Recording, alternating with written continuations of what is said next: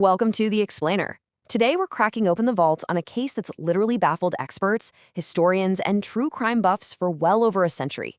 We're diving straight into the dark shadows of Whitechapel to explore the over 130-year-old mystery of history's absolute most infamous, unidentified serial killer. You know, the authorities back then, they called him a ghost. The press called him a demon. But he is known to history by a name that still, to this day, freezes the blood. So get ready because we are unpacking the facts, the brutal evidence, and the prime suspects of a mystery that totally rewrote true crime history. To really understand these crimes, we've got to understand the environment first. So picture this. We're transported to London, 1888. It's the absolute height of the British Empire, right? But the district of Whitechapel, wow. It was vastly different from the shining palaces of the royals.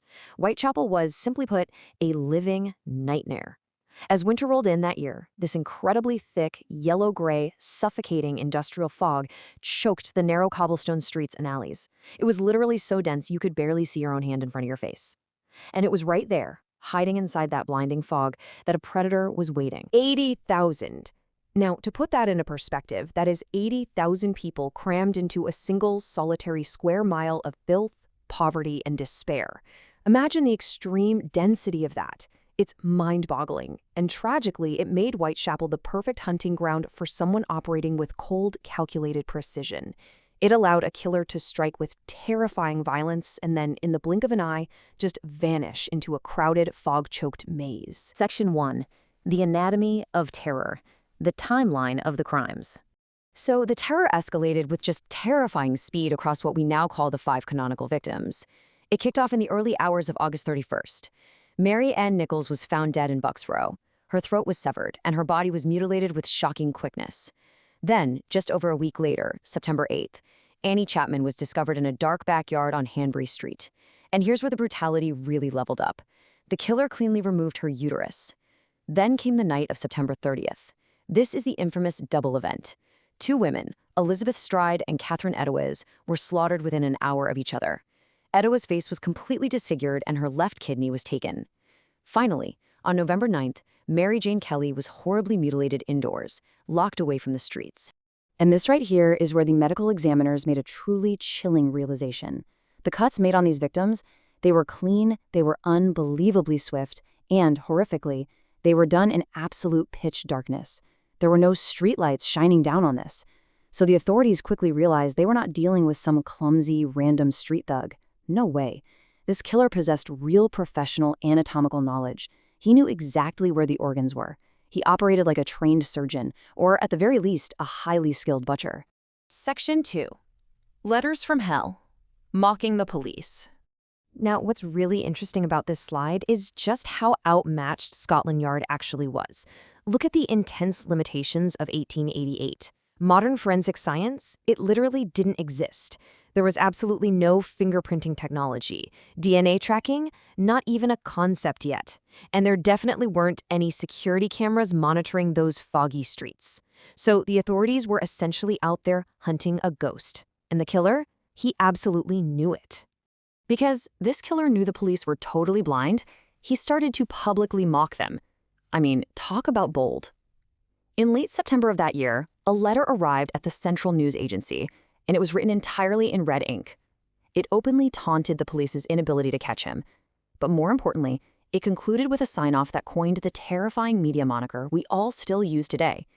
He signed it, Jack the Ripper. But, guys, the absolute most chilling piece of evidence came a few weeks later. On October 16th, George Lusk, he was the head of a local vigilance committee. He received a small wooden box in the mail. And inside that box, wrapped in this foul-smelling grease, was half of a human kidney.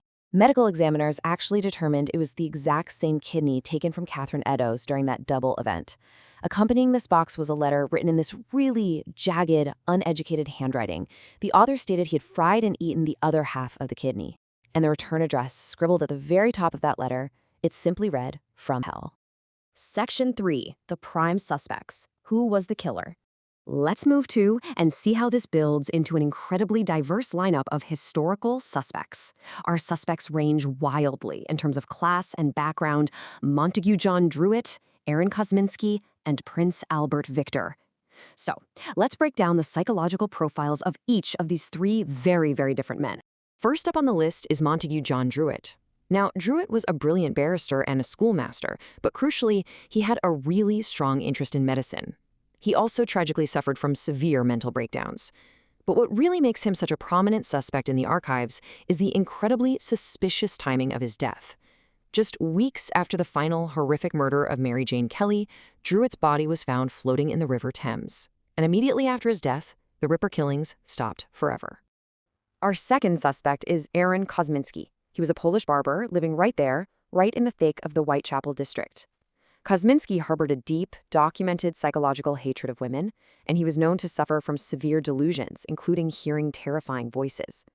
It's also super important to note that in recent years, controversial DNA tests conducted on an old crime scene shawl actually pointed toward his family line.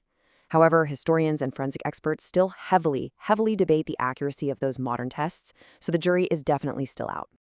And third, we have what is undoubtedly the most scandalous theory of the whole shebang, Prince Albert Victor, the grandson of Queen Victoria herself. Conspiracy theorists have long proposed that these murders were not the work of some lone madman in the fog, but rather a highly coordinated royal cover-up to hide a secret marriage involving the prince. According to this theory, the actual killings were executed by a highly skilled royal physician to silence the victims who simply knew too much. Section 4. An enduring enigma. The ultimate ghost story. At the end of the day, no identity was ever truly proven. The killer simply walked back into the shadows, vanishing like smoke into the fog, leaving behind the ultimate ghost story of true crime history. So I'm going to leave you with this final lingering thought. Who was Jack the Ripper? Was he one of the three men we profiled today? Or was he someone else entirely, an elite physician or a forgotten phantom of the alleys? We've explored the evidence presented in the historical sources, but we really want to hear from you. Drop your own theories in the comments below. Thank you so much for joining me for this explainer. Keep your eyes open and always keep asking questions.